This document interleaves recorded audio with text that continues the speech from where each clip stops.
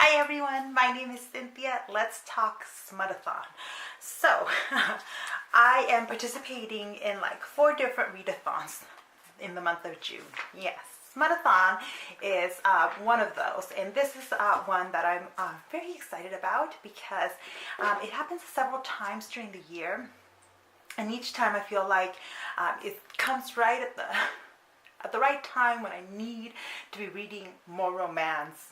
Yes, and I'll link the announcement videos from the hosts down below so you can go take a look, and they explain everything about, the readathon and what smut is, but this time around they have a bingo board, and basically you can do whatever you want with the bingo boards. You can try to fill it all up, do a line, do any of that stuff. So what I did was I went through all of these squares in the bingo board and saw which ones I already have books for that I want to read, and that's basically what I filled out. I don't have books picked out for every single square, so we'll see how that works.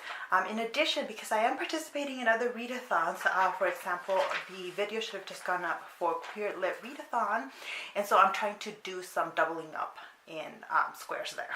So, the first square in Smutathon is a Forbidden Romance, and for that one, I'm picking 99% Mine by Thorne. I read, what was her book? The Hating Game.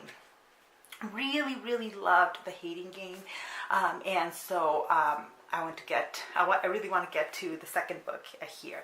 Now, because I haven't read all of these books, I don't know exactly, but it seems like it's a forbidden romance kind of situation in here. The second prompt for Smutathon is LGBTQ+, and for that one I am doubling up with a book I'm also reading for Queer Lit Readathon, and that is The Sublime and Spirited Journey of Original Sin by Colette Moody. This book is a female-female romance, and they're pirates. So I'm super excited. This one's been sitting in my Kindle for a while, and I really want to get to it. For the next bingo square, which is Fake Dating, I picked out Pretending He's Mine by Mia Sosa, which is the second book in that series, and I have it on ebook, and I really like the first one in the series. Was one of my favorite books, period, that I read in 2018, so I have pretty high hopes for the next one.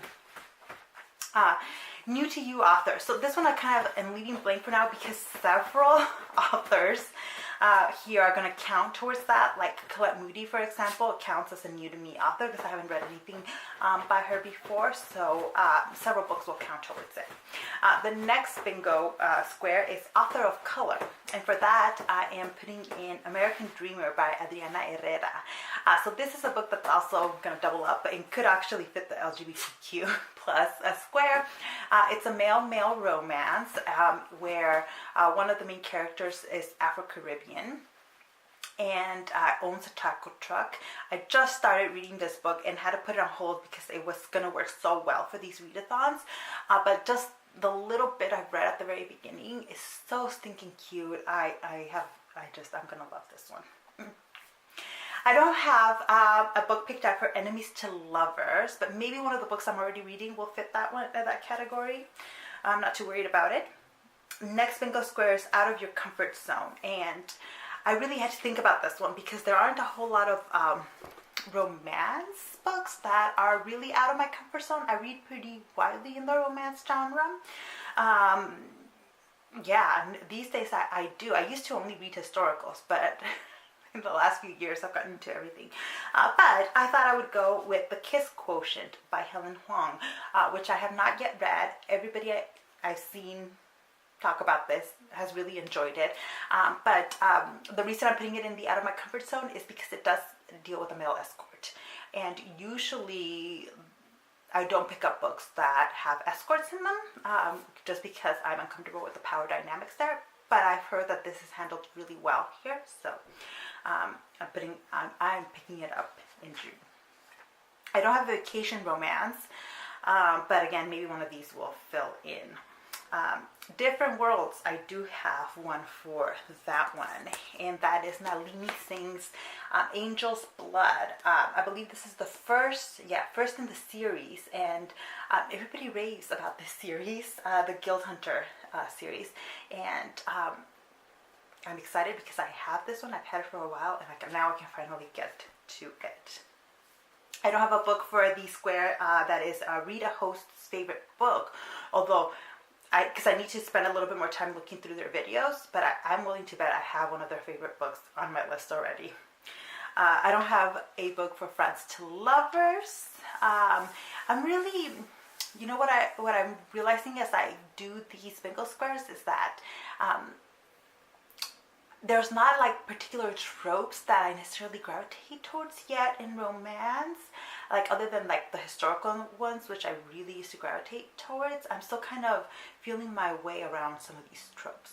But the next square is one word title, and I do have something for that one. What do I have? I have, oh, Stripped. Let me get this one.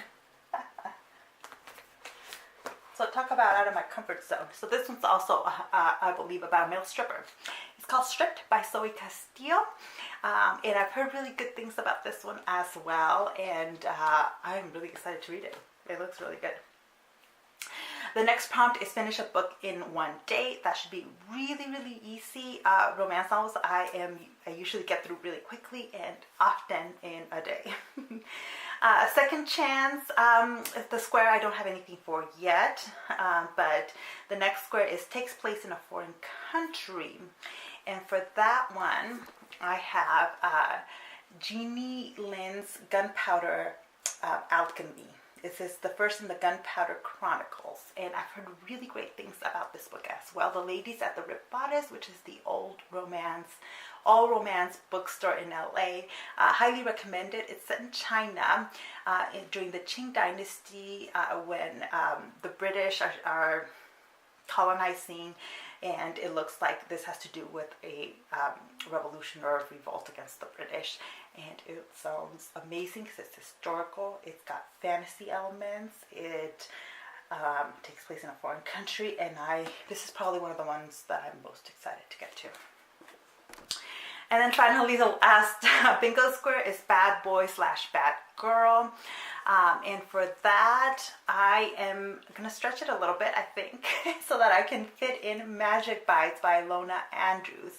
I believe this is a writing duo, and this is the first in the Kate Daniels series. And I have not read a single book in the Kate Daniels series, and I feel very behind. It's a urban fantasy romance series, and it sounds like she's the bad girl.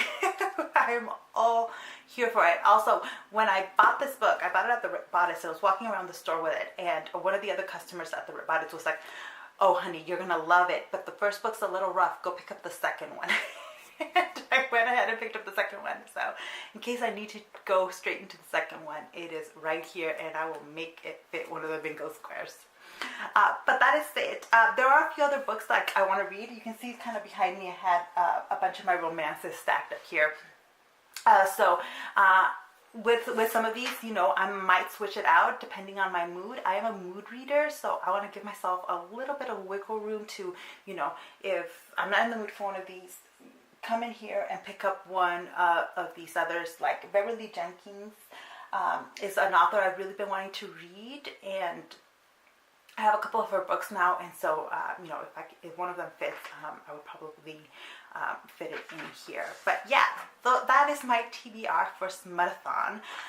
It takes place from June 3rd to the 9th, so it overlaps a lot with Queer Readathon. So whenever I can, again, I'm gonna be doubling up on books. I'll also be doing some vlogging of these readathons, so keep an eye out for those videos. But if you've read any of these books, let me know down below. And for now, thank you so much for watching, and I'll see you in the next one. Bye.